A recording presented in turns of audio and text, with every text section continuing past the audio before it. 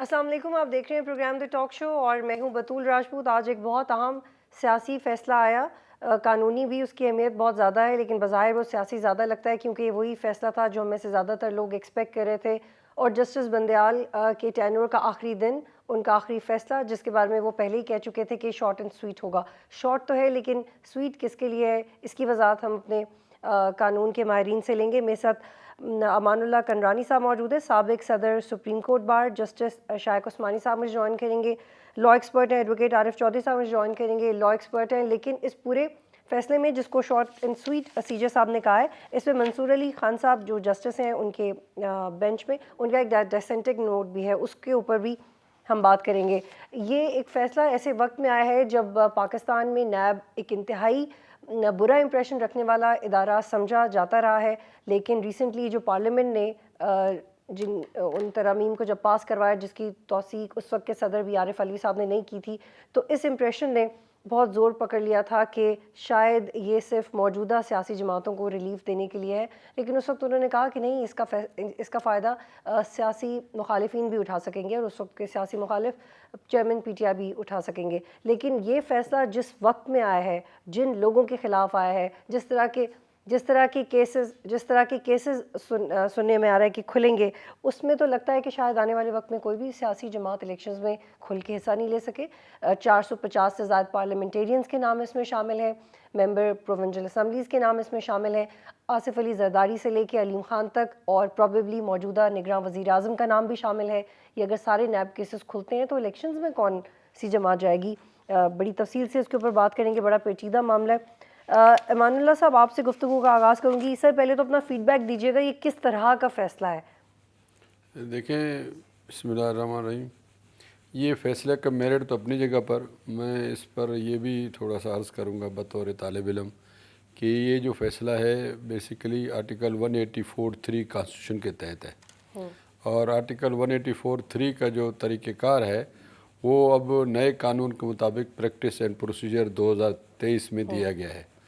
Us practice and procedure کے قانون کو ہمارے ایک بینچ نے سسپینڈ کر دیا تھا، اور آپ نے دیکھا اس عرصے میں جب سے یہ قانون آیا تو کافی بینچز ٹوٹے ہیں، اور سب نے یہ بات کی ہے بھئی چونکہ سپریم کورٹ میں کہیں پر بھی آرٹیکل 184(3) کے حوالے سے کوئی پروسیجر موجود نہیں ہے، نہ رولز میں ہے نہ آئین میں ہے، اور آئین میں بھی چیف جسٹس کا جو ذاتی اختیار ہے اس کو کوئی ذکر نہیں ہے۔ آئین میں سپریم کورٹ کا ذکر ہے، اور سپریم کورٹ جو ہے چیف جسٹس اور ججز پر مشتمل ہوتا ہے۔ تو آخر وہ کس قانون کے تحت سو موٹو لیتا ہے چیف جسٹس اور اس کو اختیار استعمال کرتا ہے اور بینچز بناتا ہے؟ یہ کوسچن تھا اور آج تک جی، کا ہے۔ ون مین شو کا اعتراض بھی ہاں، کیا ون گیا۔ مین، تو اس کے نتیجے میں گورنمنٹ نے بہت اچھا وائز فیصلہ کیا اور ایک 2023 کا یہ پریکٹس اینڈ پروسیجر لے آیا قانون، انہوں نے اس کو سسپینڈ کر دیا۔ مگر اس سے پہلے، سسپینشن سے پہلے، جناب جسٹس جو اس وقت ڈیزگنیٹڈ چیف جسٹس ہیں، جو ابھی 2 دن بعد چیف جسٹس بنیں گے، انہوں نے باقاعدہ 29 مارچ 2023 کو S M C suo motu case number 4/2022 کے اندر یہ فیصلہ دیا کہ جب تک یہ پریکٹس اینڈ پروسیجر کا جو معاملہ ہے، قانون ہے، اس طے نہیں ہو جاتا، اس وقت تک سپریم کورٹ کو 184(3) کے تحت کوئی کارروائی نہیں کرنی چاہیے۔ باقاعدہ اسٹے جاری کر دیا، ریسٹریننگ آرڈر جاری کر دیا، اور یہ چھپا ہوا ہے P L D 2023 supreme court 387 میں۔ تو یہ ایک قسم کا ڈکلیئر ہو گیا لا آف لینڈ۔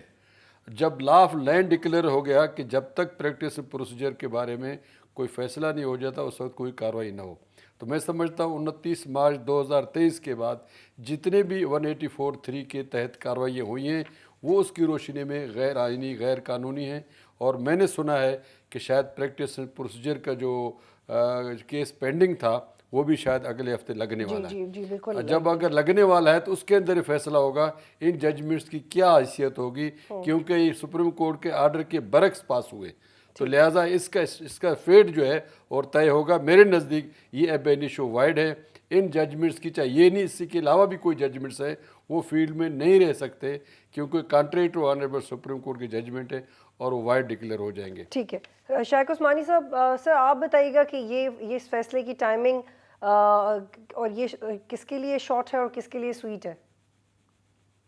دیکھیے، یہ جو فیصلہ کیا گیا ہے یہ جلد بازی میں کیا گیا ہے، کیونکہ ایسا مونیومنٹل ڈیسیجن جو ہے، جب ایک چیف جسٹس صاحب ریٹائر ہو رہے تھے، ان کو نہیں چاہیے تھا یہ کرنا، لیکن بہرحال وہ چیف جسٹس تھے، انہوں نے کر دیا.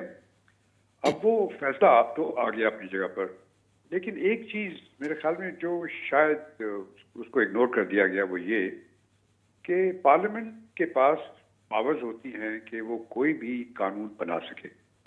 اور جس طرح کہ انگلش پارلیمنٹ میں کہتے ہیں کہ پارلیمنٹ کے پاس اتنی پاورز ہیں کہ وہ کسی عورت کو مرد ڈکلیئر کر سکتی ہے اور مرد کو عورت ڈکلیئر کر سکتی ہے. تو یہ قانون کے مطابق چیزیں، اگر کوئی لا پاس ہوئے ہیں قانون کے مطابق، تو اس کو اس طرح سے کل عدم قرار دینا، کل عدم یقیناً قرار دیا جا سکتا ہے، اس کی پروویژن ہے آئین میں، لیکن وہ اس صورت میں کیا جاتا ہے کہ اگر وہ آئین کے خلاف ہو یا اسلام کے خلاف ہو یا ہیومن رائٹس کا ایلیمنٹ اس میں ہو کوئی، اس وقت کیا جاتا ہے. لیکن اس طرح سے جو اتنے آلریڈی اس پہ ایکٹ ہو گیا جو ان قانون کے اوپر، اور پھر اس کو سب کو کالعدم ڈکلیئر کر دینا، میرے خیال میں یہ اس سے کافی پرابلمز پیدا ہوں گے. اور جس طرح کہ ابھی میں دیکھ رہا تھا ٹی وی پہ دکھا رہے تھے کہ بہت سے لوگ اس سے افیکٹڈ ہوں گے اور افراتفری مچ جائے گی. اس کا رزلٹ کیا ہوگا کہ وہ سب کورٹ میں جائیں گے، جا کر کے سب کوشش کریں گے کہ کسی طرح سے یہ آرڈر سسپینڈ ہو جائے، اور ریویو میں جائیں گے اور ریویو کر کے اس کو سیٹسفائڈ کرنے کی کوشش کریں گے. اور چونکہ اب نظام بھی بدلے گا، چونکہ اب نئے چیف جسٹس آئیں گے، تو یقیناً کوئی چانسز ہیں کہ شاید کوئی ان کو ریلیف مل جائے. ٹھیک ہے. عارف چودھری صاحب، تقریباً 1086 افراد کے نام اس فہرست میں شامل ہیں جو اس کی زد میں آئیں گے، اور 700 ارب روپے کا وہ پیسہ ہے جس کو ری وزٹ کیا جائے گا کہ کس طرح سے استعمال ہوا ہے. شائق عثمانی صاحب نے کہا ہے کہ یہ جلد بازی میں کیا گیا ہے. آپ کے نزدیک کیا یہ اتنا یونیلیٹرلی ایکٹ کیوں کیا؟ منصور علی خان صاحب ان کے جو کولیگ ہیں ان کی بھی ایک وائس تھی کورٹ کے اندر، لیکن بندیال صاحب نے کیا ہی، was already mentally prepared and I heard an analysis کہ انہوں نے آلریڈی جرنلسٹ سے مل کے ملاقاتیں کر کے ان کو بتایا کہ میں اس طرح کا فیصلہ دینے والا ہوں، اور انہوں نے مینٹلی پریپیئر بھی کیا کہ کس طرح کا فیصلہ ہونے والا ہے. عارف چودھری صاحب، آپ کو میری آواز آ رہی ہے؟ جی ٹھیک ہے. امان اللہ کنرانی صاحب، یہ بتائیے گا کہ جیسے میں ابھی عارف چودھری صاحب سے بھی جاننا چاہی تھی کہ بڑا ویل پریپیئرڈ ہو کے ایک پلان کر کے ایک بڑے کانفیڈنس کے ساتھ یہ فیصلہ آیا ہے، لیکن شائق عثمانی صاحب کہہ رہے ہیں کہ یہ جلدی میں آیا ہے، لوگ ریویو میں جائیں گے، افراتفری مچ جائے گی. پریکٹس اینڈ پروسیجر بل کی سماعت پروبیبلی اگلے ہفتے مقرر ہو گئی ہے. یہ کانفلکٹ کس طرف آپ کو جاتا ہوا دکھائی دے رہا ہے؟ دیکھیے جی، ود یو اپالوجی، ہمیں احترام ہے، ہم وکیل ہیں، پیش ہوتے ہیں آنریبل سپریم کورٹ، نیچی عدالتوں میں پیش ہوتے ہیں، ہمیں ذاتی کسی سے کوئی پرخاش نہیں ہے. مگر یہ باتیں تو سامنے آتی رہی ہیں کہ یہ وہ کہتے ہیں ساس اور ساکھ کا مسئلہ ہے. یہ تو جنرلی پرسپشن بن گیا ہے کہ جہاں ساس کی آڈیو لیک کا معاملہ آ جائے تو وہ وہاں اپنا معاملہ کو خود طے کرے. اس کو جاتے جاتے کسی نے لکھ دیا تھا، شاید کورٹ نہیں کرنا چاہیے، لیکن سارکیزم میں کہ ایٹ لیسٹ ساس کو تو کچھ کر گئے. تو نیگیٹو کیسے میں کہتے ہیں، شائق عثمان صاحب مجھے میرے بڑے ہیں اور کافی جج رہے ہیں، تو ان کو پتہ ہے نو ون بی جج آف ہز اون کاز. تو ابھی جس کا معاملہ ان کے سامنے موجود ہے اپنا فیصلہ وہ خود کر رہے ہیں. تو یہ خود جو پرنسپلز ہیں ان کی خلاف ورزی ہے. اب میں کیا چیز ان کے سامنے دہراؤں کہ ان کا کیا رول رہا ہے. آرٹیکل 63A کا ریفرنس آیا چیف جسٹس اپنا پریزیڈنٹ کی طرف سے، ادھر بھی انہوں نے کہا کہ جی ووٹ جو ہے دیا جا سکے گا اور ڈسکوالیفائی بھی ہوگا، ووٹ کاؤنٹ نہیں ہوگا، جو آئین میں کہیں بھی نہیں لکھا ہے. تو یہ نہیں ایکسٹرا کانسٹیٹیوشنل میئرز وہ لیتے رہے اور کرتے رہے. پھر یہاں پر جو ہے یہاں پر گرین بیلٹ کو جلایا گیا، انہوں نے پابندی لگائی تھی کہ ریڈ ایریا زون میں کوئی نہیں آئے گا. وہ لوگ آئے، گرین بیلٹ جلا، اور اس کے بعد کنٹیمپٹ کے ایشوز پینڈنگ رہے تو انہوں نے کوئی ایکشن نہیں لیا. یہاں پر سپریم کورٹ میں کیسز لگتے رہے، راتوں رات صبح کو ریلیف ملتا رہا، تب بھی جو ہے لوگوں نے دیکھا. پھر گڈ ٹو سی یو کا معاملہ آیا، یہ ساری چیزیں بھی رپورٹ ہوئی, ریفلیکٹ ہوئی. لیکن انہوں نے کہا میں سب کو ہی مائنڈ کہتا ہوں, کی صرف ایک نہیں, مطلب اس طرح میں اسے ترتیب بتا رہا ہوں. اس سیریز کے بعد لوگ ایکسپیکٹ کر رہے تھے بالکل, تو اس لیے یہ انہوں نے وہ ان کا جو پاپولر ایک قسم کا ظاہر ہے اس کو بھی لوگوں کی واہ چاہیے, تو واہ ان کو مل گئی, اور یہی ان کو چاہیے تھا. یہی کام محترم آنریبل صدر صاحب یہی کر رہے ہیں, ہمارے آنریبل چیف جسٹس صاحب یہی کر رہے ہیں پبلک پاپولرٹی کے لیے. میں تو یوٹیوبرز کا اتنا نہیں جانتا ہوں, مگر لوگ سمجھتے ہیں سوشل میڈیا میں جو پاپولرٹی ہے, میں تو اس کو چیپ کہوں گا, چیپ پاپولرٹی جنرلی, ان کی ذات کے بارے میں نہیں کہہ رہا ہوں. تو اس کے لیے لوگ کرتے ہیں, یا اپنے پوائنٹ سکورنگ کے لیے کرتے ہیں, یا کس معاملے میں کرتے ہیں خدا بہتر جانتا ہے. مگر اس کے اس طرح کے ریپرکشنز بھی ہوتے ہیں کہ لوگ صرف کچھ لوگوں کی خوشنودی کے لیے کام کرتے ہیں. ٹھیک ہے, تو اگر یہ ہے تو بڑا افسوسناک ہے. جی یہاں پہ ایک بریک لیں گے, پھر واپس آتے ہیں پروگرام میں. خوش آمدید جی عارف چودھری صاحب, ہمیں ڈسکشن میں جوائن کریں. جی عارف چودھری صاحب بتائیے گا, آج کے سی جے کے آخری دن کے آخری فیصلے کے بعد 7 دن میں وہ تمام مقدمات جو لگ رہا ہے کہ بحال ہو جائیں گے, ہو سکیں گے؟ میں آپ کو ایک عرض کروں کہ جو فیصلے کیے جاتے ہیں اس میں ہر پہلو دیکھنا چاہیے کہ یہ فیصلے کیوں کیے گئے اور ان کے نتائج کیا ہوں گے, اثرات کیا ہوں گے. جہاں تک چیف جسٹس صاحب کا تعلق ہے, عمر عطا بندیال صاحب کا, انہوں نے جب سے ہائی کورٹ میں آئے انہوں نے فیصلے جو تھے وہ نہیں کیے, یعنی بہت دیر لگا دیتے تھے. ان سے زیادہ کنفیوزڈ جج شاید ہی کوئی ہو فیصلہ, اور پھر ان ڈیسیجن کا شکار تھے, فیصلہ نہیں کر پاتے تھے. ہیلو, اچھا جی, انڈیسائسو تھے. ٹھیک, ہاں انڈیسائسو تھے. اور ابھی میں سمجھتا ہوں کہ ایک ہی فیصلہ انہوں نے اس سے پہلے کیا جو قاسم سوری والے معاملے میں تھا, اور وہ فیصلہ جو تھا انہوں نے بڑا ٹکا کے کیا, اور اس میں یہ جی جو آرٹیکل 5 کو سمجھایا تھا کہ جی اس میں جن کے کہنے پہ کیا وہ سب لوگوں کو بعد میں نظر آ گیا. لیکن جہاں تک اس فیصلے کا تعلق ہے, اس کی کاسمیٹک حیثیت تو ہو سکتی ہے, جس طرح کرداری صاحب کہہ سکتے تھے کہ کچھ کہہ رہے تھے کہ کچھ لوگوں کو خوش کرنے کے لیے. لیکن اس میں ایک بات آپ ذرا دیکھیں کہ انہوں نے کیا کیا, کہ اس میں بینچ میں وہ جسٹس بٹھا دیے گئے, منصور علی شاہ, جو اپنے خیالات کے اعتبار سے بالکل واضح تھے کہ وہ اس کی مخالفت کریں گے. ایک ایک جملہ انہوں نے ہمیشہ اس کی مخالفت میں بولا, اور اس سے پہلے وہ اس بینچ کا حصہ نہیں تھے. لیکن جب انہیں بٹھا دیا گیا, اور پھر آپ یہ دیکھیں کہ اس میں ہوا کیا.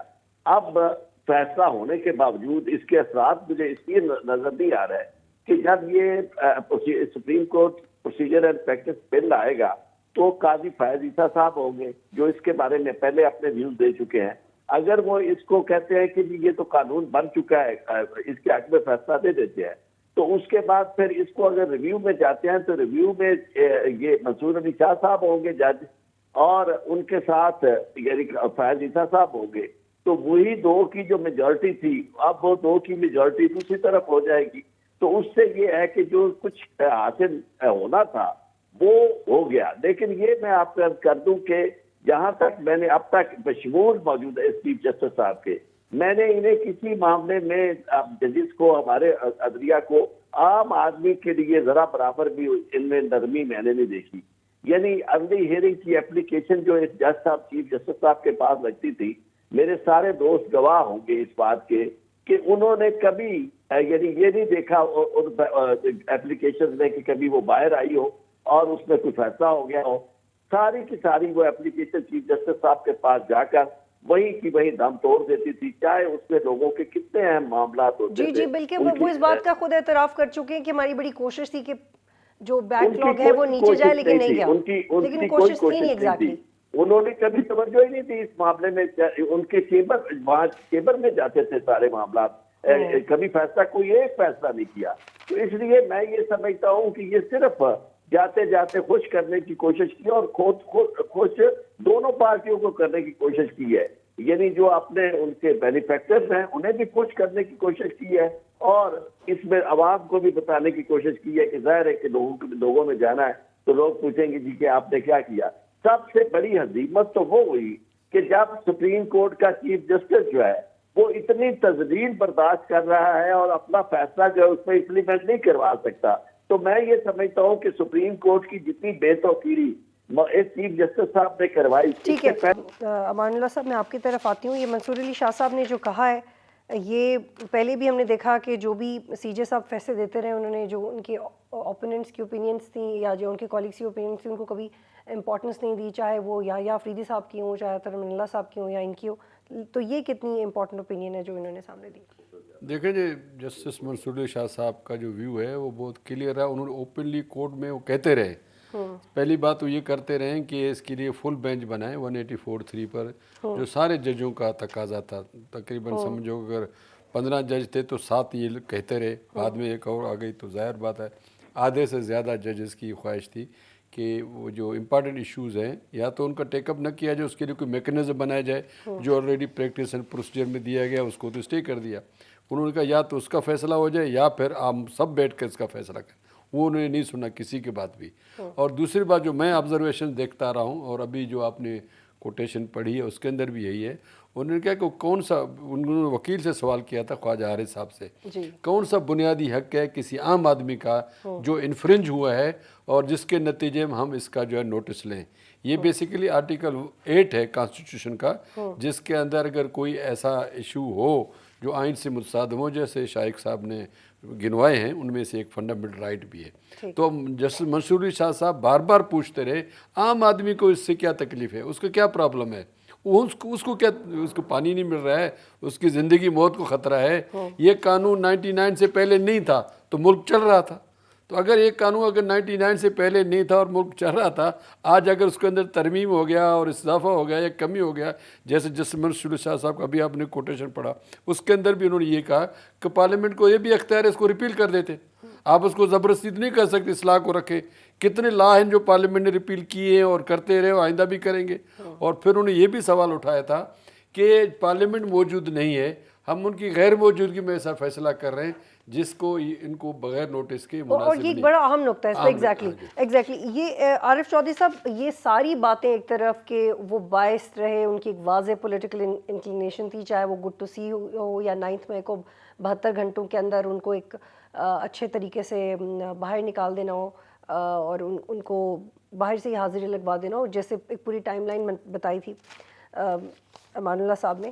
لیکن ایٹ دا سیم ٹائم یہ تو ہمیں کنونس کرتا ہے کہ جب یہ ان لاز پہ بات ہو رہی تھی, ان ترامیم پہ, تو پارلیمنٹ پوری نہیں تھی. تو اس بات میں تو وزن ہے.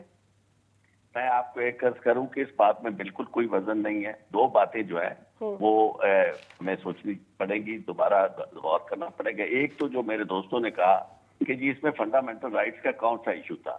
اس سے زیادہ فنڈامنٹل رائٹس کا ایشو کیا ہو سکتا ہے کہ لوگ بنیادی طور پر ہر چیز سے محروم ہے. یہ جو کہہ رہے ہیں جی کون سا پانی نہیں مل رہا, کون سا فلاں نہیں مل رہا, یہ پانی نہ ملنا اور لوگوں کے پاس کچھ نہ رہنا بنیادی طور پر اس لوٹ مار کا نتیجہ ہے, جس کی وجہ سے اشرافیہ اور وہ جو طاقتور حلقے تھے اور یہ لوگ جو تھے سیاستدان اور پبلک آفس ہولڈر, وہ سارے کا سارا پیسہ باہر لے گئے اور انہوں نے لوٹ لیا. اور اب اگر لوٹ کسوٹ جو ہے یہ لوگوں کا رائٹ نہیں ہے کہ اس پہ وہ احتجاج کر سکے اور اس پہ بات کر سکے کہ انہیں لوٹا نہ جائے, تو پھر فنڈامنٹل رائٹ اور کون سا ہوگا. یہ تو میں سمجھتا ہوں کہ بنیادی حق ہے انسانوں کا. اور دوسرا یعنی عام آدمی کو اس سے واقعی بڑی تکلیف ہے کہ عام آدمی جو ہے دن رات جو محنت کر رہا ہے, جو ٹیکس پے کر رہا ہے, اس کا ٹیکس کا پیسہ اور اس کی محنت کی کمائی ساری کی ساری وہ لوگ جنہیں وہ منتخب کرتا ہے اپنی امانتوں کی حفاظت کے لیے, ملک کے دفاع کے لیے, ملک کو بچانے کے لیے, اگر وہ پلنڈر کر دیتے ہیں اور لے جاتے ہیں تو اس کے بعد یہ فنڈامنٹل رائٹس کا معاملہ ہے. اس لیے میں یہ سمجھتا ہوں کہ یہ بے حسی کی بات ہے کہ اگر ہم یہ سمجھے کہ یہ معاملہ جو ہے اور یہ جو ملک کیا چل رہا تھا, فرمائے میرے دوست نے کہا جی ملک کیا خاص چل رہا تھا, یہ آج یہ 99 سے پہلے بھی حالات خراب. ٹھیک ہے, یہاں پہ ایک بریک لینی ہے, پھر ان ترامیم کے حوالے سے گفتگو کرتے ہیں. بریک لیتے ہیں, پھر واپس آتے ہیں پروگرام میں. خوش آمدید. امان اللہ صاحب, آپ کو یاد ہوا کہ جب پیناما کا بھی کیس تھا تو پروسیکیوشن کے بارے میں بار بار آتا تھا کہ جو برڈن آف پروف ہے وہ ایگزیکٹلی کیا ہونا چاہیے, کس کے اوپر ہونا چاہیے.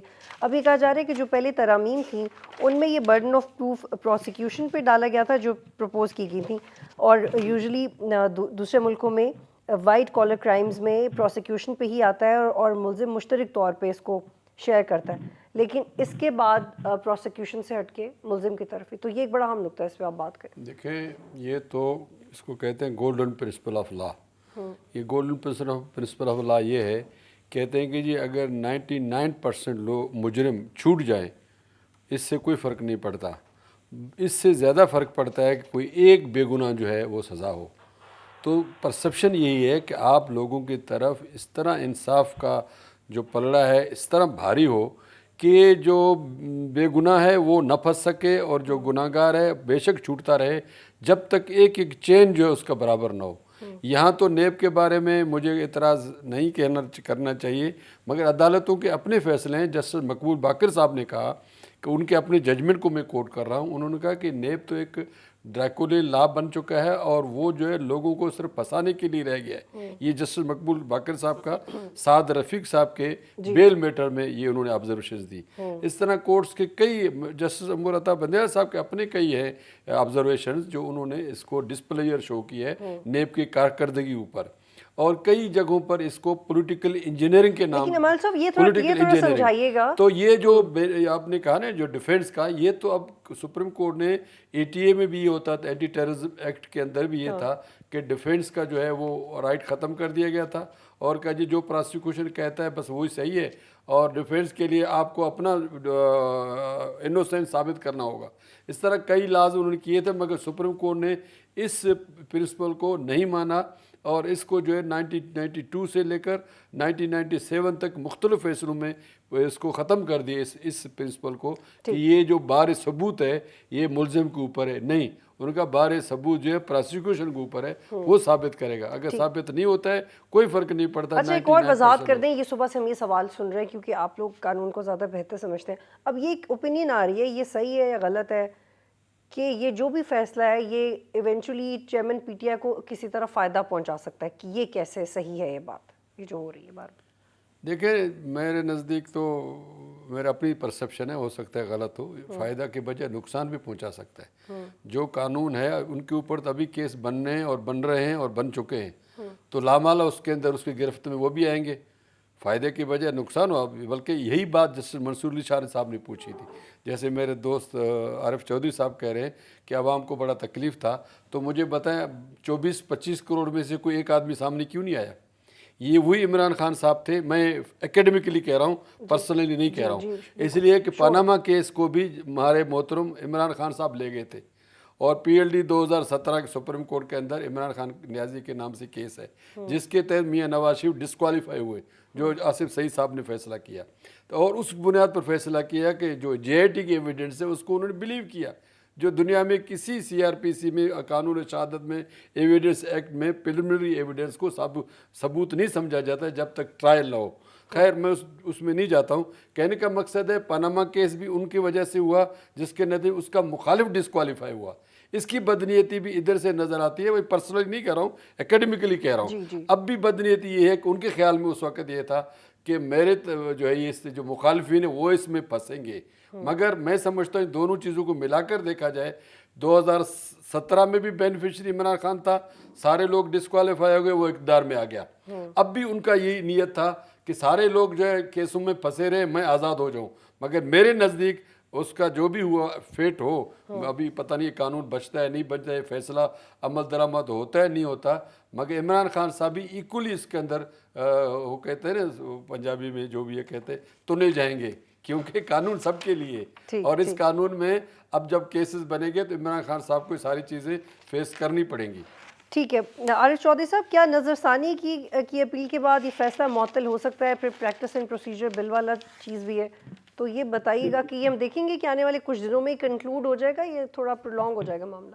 دیکھیں وقت تو لگے گا. اس کی وجہ یہ ہے کہ جب یہ معاملہ چلے گا تو اس میں فل کورٹ کے چانسز ہیں. جو کہا گیا تھا کہ ظاہر ہے کہ اب وہ چیف جسٹس ہوں گے تو فل کورٹ تو انہیں کانسٹیٹیوٹ کرنا پڑے گی، اور اگر فل کورٹ بنے گی تو اس میں سارے وکلاء جو ہیں، کئی پولیٹیکل پارٹیز ہیں، کئی لوگ ہیں جو متاثر ہوتے ہیں، ان سب کی طرف سے وکلاء آئیں گے اور بہت دیر لگے گی ساری چیز کو سننے میں کرنے میں. لیکن ایک بات میں بطول آپ سے شیئر کرنا چاہتا ہوں کہ میں تو مجھے اس سے غرض نہیں ہے کہ عمران خان اس میں پھنستا ہے یا عمران خان نہیں پھنستا.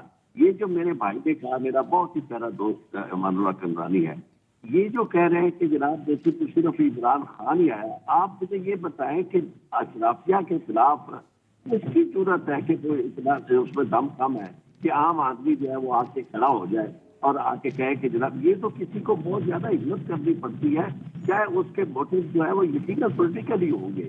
لیکن دوسری بات یہ ہے کہ اگر یہ بات ہم مان لیں کہ جناب یہ نیب کے قوانین کو جی نیب جو ہے وہ تو لوگوں کی پولیٹیکل انجینئرنگ میں انوالو تھا, نیب کا طریقہ صحیح نہیں تھا, باقی ہم بھی کیئر کرتے رہے, یہ باتیں کہتے رہے.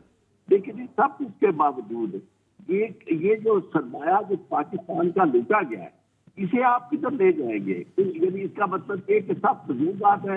یعنی پوری دنیا میں ہمارے لوگوں کو یہ جو اثاثے جو ہے وہ نظر آ رہے ہیں, سامنے نظر آ رہے ہیں, اس سے وہ موجود ہے. اس کے باوجود یہ ذمہ داری پروسیکیوشن کی ہے. میں آپ کو ایک کریں گے ذمہ داری سارے کیسز میں سوائے کرپشن کے کیسز میں, کیونکہ کرپشن کے یہ کیسز ایسٹ بیانڈ مینس کی یہ وجہ یہ ہوتی ہے کہ ایک شخص کا آپ کو پتا ہوتا ہے کہ یہ کام کیا کر رہا ہے, اس کی سیلری کیا ہے, اس کے پاس کیا ہے, اور اگر وہ دنوں میں اس کی یعنی عارف چودھری صاحب ایک اور چیز میں بھی یہ بتائیے گا کہ جو 50 کروڑ روپے کی حد تک ریفرنس نیب کے دائرہ کار سے خارج قرار دینے کی ترمیمی شق کو بھی کالعدم قرار دیا گیا ہے, یہ ٹھیک ہے؟ نیب کے قوانین تو پہلی بات یہ ہے کہ آپ کرے نو ہر چیز کو دیکھنے کی ضرورت ہے. نیب کی ریکانسٹیٹیوشن ہونے کی ضرورت ہے کہ نیب کا ادارہ یا اس کی جگہ جو بھی نیا ادارہ بنائے, پوری دنیا میں کوئی نہ کوئی ادارہ تو اس طرح کا ہوتا ہے کہ جو ان لوگوں کے کرائمز کا احتساب کرتا ہے جن سے عام عدالتیں جو ہیں وہ نہیں کر سکتی. عام عدالتوں کی حالت آپ نے اب دیکھ لی ہے پاکستان میں کہ وہ کس قدر کمزور ہے اور وہ کیا کر سکتی ہے. اور اس معاملے میں تو آپ کو ایسی کورٹ ایسا ہونا چاہیے ادارہ جس میں یہ طاقت ہو کہ وہ ان لوگوں کو جن پہ کوئی ہاتھ نہیں ڈال سکتا اس پہ ہاتھ ڈالے. لیکن اب معاملہ یہ ہے کہ ہم نے اپنی پسند و ناپسند کے حوالے سے ساری گفتگو ہم کرتے ہیں. اس کو ہم فنڈامنٹل رائٹس کا بھی معاملہ نہیں سمجھتے, اس کو پبلک انٹرسٹ کا معاملہ بھی نہیں سمجھتے. اور یہ جو لوگ ہیں ہمیں جتنا بھی ہوا پاکستان میں, دیکھیں میں آپ کو کروں کہ سب غلطیاں ہوئی, یعنی جتنے بھی چیف جسٹسز آئے ہم نے ان کو دیکھا کہ انہوں نے کس حد تک اپنے ذاتی اختیارات اور چیزوں کو یوں سمجھا کہ جس طرح وہ بھی اسی طرح مالک بن گئے ہیں جس طرح ملک وغیرہ یہاں ہوتی ہے. لیکن ان سب کچھ کے باوجود آپ کو انصاف کا کوئی نظام کو مہیا کرنا ہوگا, اور جو طاقتور ہیں ان کے ہاتھ سے روکنے کے لیے کچھ نہ کچھ. ٹھیک ہے, پروگرام میں جوائن کر رہے تھے, اجازت دیجیے, اللہ حافظ.